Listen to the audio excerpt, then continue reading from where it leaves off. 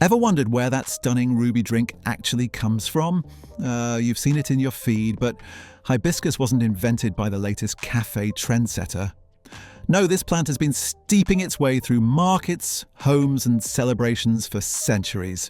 What made hibiscus go from a traditional everyday drink to the internet's favourite wellness red? Stick around and I'll show you how this start, crimson bloom, travelled across cultures, landed on modern menus, and why it's not just a colour, it's a story hiding in your cup. First, a quick reset because most people picture a big tropical flower and assume the tea is made from petals. The hibiscus used for that famous red drink is usually roselle, Hibiscus sabdariffa, and the part that gets steeped is not the petal at all, it is the calyx, the thick, fleshy collar that sits under the flower and protects it. When it dries, it looks like crinkled burgundy curls. When it hits hot water, it wakes up and turns the whole cup red. Where did it begin? Botanists trace the native range of Hibiscus sabdariffa to West Tropical Africa, stretching towards Sudan. That matters because it explains why hibiscus drinks feel so normal in so many West African homes. In Senegal, you'll hear bissap. In Nigeria, you'll hear zobo. In Ghana, you'll hear sobolo. Different names, same starting move. Steep the calices, sweeten, then serve it cold when the day is hot. And it isn't only home cooking. Hibiscus is a market ingredient. Dried calices are light, shelf-stable, and easy to sell by the handful. Farmers can harvest them in bulk, dry them, and move them through local trade without needing refrigeration. That practicality is a huge reason the plant sticks around. A lot of traditional foods survive because they are convenient, not because someone wrote a fancy story about them. Now add movement. Plants don't go global by accident. They travel with trade, migration, and people carrying seeds because something tasted good and felt useful. Roselle grows well in warm climates, and the dried calices store easily. That makes it perfect for markets and long journeys. Over time, hibiscus moved through North Africa and the Middle East, where it's often called carcade. It also moved across the Atlantic, showing up in the Caribbean and parts of the Americas, where communities made it part of their own food traditions. In other words, hibiscus didn't conquer the world with ads, it spread because it fit. It fit the climate, it fit the pantry, and it fit the social moment of offering someone a refreshing drink. That is why it shows up in so many places with totally different names, yet the same basic idea. And here's the detail that makes the story click. Hibiscus isn't only a drink plant. The calices are tart like fruit and they contain natural pectin, so they can be cooked down into syrups, jams and sauces. That versatility helps explain why it keeps reappearing in new places. If a plant can be a refreshing drink, a dessert ingredient and a pantry staple, it's going to stick around. So when you see hibiscus on a modern menu, you are not seeing a brand new invention. You are seeing a long chain of small choices. Farmers growing a hardy plant, sellers drying it for storage, families turning it into a welcome drink, and travellers carrying that habit into a new home. The global trend is loud, but the history is quiet and steady. And once you know how far it travelled, the next question is obvious. Why does it look so unreal in a glass? Why hibiscus turns everything ruby red, and what's going on chemically? So what makes hibiscus impossible to ignore isn't just the story, it's the moment it hits water. Because that red isn't just pretty, it's chemistry doing its thing. Why does hibiscus stain water so quickly, and why does the colour look so rich even when you do nothing fancy? The short answer is anthocyanins.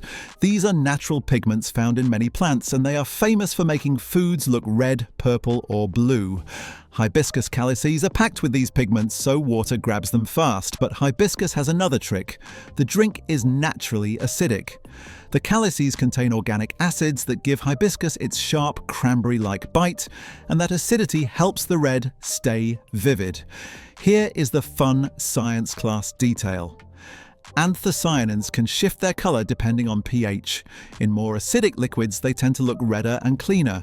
As things move toward neutral or alkaline, the colour can drift toward purple, bluish, or sometimes just dull and brownish. That's why hibiscus can act like a gentle pH indicator, even if it is not as dramatic as the butterfly pea show. If you squeeze in more lemon, the red can look brighter. If you dilute it heavily with less acidic mixers, the shade can soften and change. Real life adds more variables. Temperature, light, and time all matter. Leave hibiscus tea in sunlight for too long and it can fade. Keep it hot for ages and you can push the flavor into a cooked, jammy direction. That's also why commercial hibiscus drinks sometimes look different from homemade ones. Brands adjust acidity and processing so the color stays stable for weeks, not just for your afternoon. And this is where hibiscus becomes bigger than a drink. People want natural colorants right now, and hibiscus is one of the strongest natural reds you can get from a plant. That means it ends up tinting desserts, yogurts, sauces, and packaged drinks that want a clean label look. So yes, the color is doing marketing work, but it's also doing chemistry work, and it's one of the reasons hibiscus keeps getting invited into new products. Okay, so the color is real, and the plant compounds are real. But the internet doesn't stop at color, does it? This is where the health claims explode. If you're enjoying this, give some hype to this video right now. Hit subscribe and drop a like so explorers everywhere can see this series. The next twist in this hibiscus story is seconds away, and trust me, you don't want to miss it.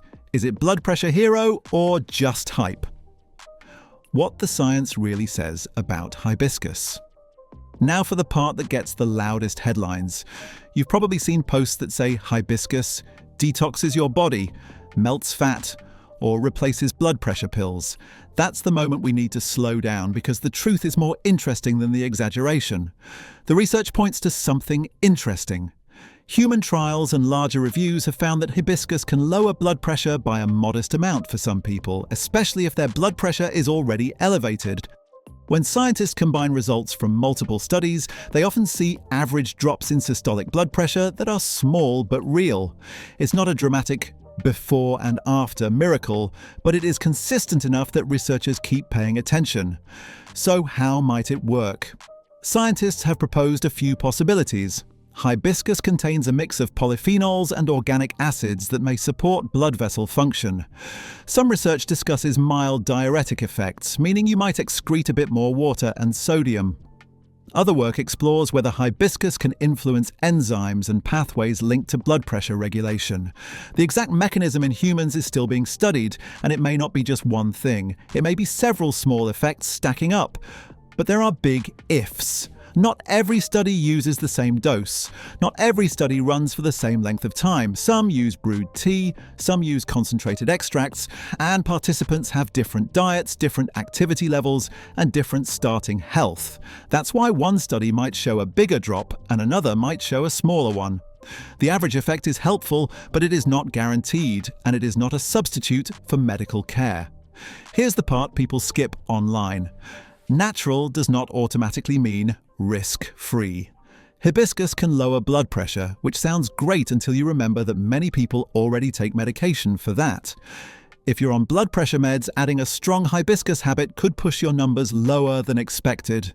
Research also discusses possible interactions with certain diuretics, because hibiscus itself can have a mild diuretic effect. In the real world, that can mean more bathroom trips, and in rare cases, it can contribute to dizziness or dehydration if you combine it with other things that already lower blood pressure. So what do you do with this information? You treat hibiscus like a helpful beverage, not a miracle treatment. If you love the taste, it can be a smart swap for sugary sodas or high caffeine drinks, especially if you keep the added sugar low. If you have a medical condition, you treat it like any strong herbal product and check how it fits your situation. The goal is not fear, the goal is accuracy. And here's a simple reality check. If hibiscus is doing anything meaningful for you, it will show up in patterns over time, not in a dramatic overnight change. Most health wins happen because small habits stack up. Consistent sleep, regular movement, fewer ultra-sweet drinks, and a diet with real foods. Hibiscus can support that kind of lifestyle, but it cannot replace it. Now here's the twist. Even if you ignore every health claim, hibiscus still wins, because it became a cultural drink long before it became a wellness drink. How hibiscus tea became Bisap, Sorrel, Zobo, and Agua de Jamaica around the world. And that's why it has different names in different places, but the same red cup feeling. Because this is where hibiscus really becomes a story instead of a product. start in West Africa. In Senegal, boissap is more than a drink. It is hospitality in liquid form.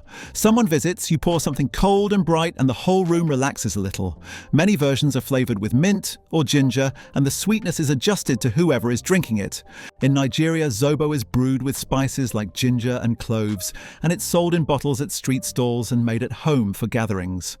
In Ghana, sobolo has its own spice blends and its own local rhythm, and people argue about the right way to do it, the same way people argue about the best jollof. Then you get the Caribbean and its sorrel. Here, hibiscus is tied to seasonal moments and family memory. People simmer it with warm spices, cool it down, and serve it like a celebration in a cup. The taste is tart, but the aroma is cozy, so it hits two moods at once. That's why someone can describe it as refreshing and comforting in the same sentence. You drink it because it tastes good, but also because it signals that a certain season or holiday is here. In Mexico, Agua de Jamaica fits into the bigger tradition of aguas frescas, where fruit and botanicals become sweet, cooling drinks meant for hot days. If you've ever seen giant glass jars of deep red liquid next to horchata and tamarind, that's the vibe. Hibiscus is both everyday and iconic, something you order without thinking twice. It's tart, it's bright, and it balances salty foods in a way that feels almost designed. So why did these local drinks suddenly become global cafe items? 3 reasons. 1, the colour looks instantly shareable. 2, the flavour tastes grown up, even when it is sweetened. 3, the ingredient story is easy to sell. Hibiscus is plant-based, widely recognised, and it fits the modern obsession with natural ingredients.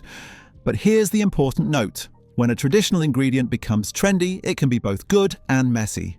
It can create new markets for farmers and spark curiosity about culture. It can also flatten a rich tradition into a single aesthetic, like the only thing that matters is a pretty red photo. If your takeaway is cute tea, you miss the deeper truth. Hibiscus is a social drink, a market drink, a home drink, and a memory drink. When you sip it, you are tasting someone's normal day, not just a trend. And once something becomes a global flavour, the next step is predictable. Brands start asking, can we sell this outside the kitchen? Hibiscus in modern beauty and wellness.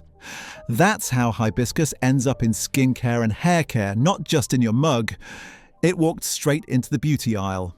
If you pay attention to clean beauty marketing, you'll notice a pattern. Brands love ingredients that sound natural, look vibrant, and come with traditional use stories.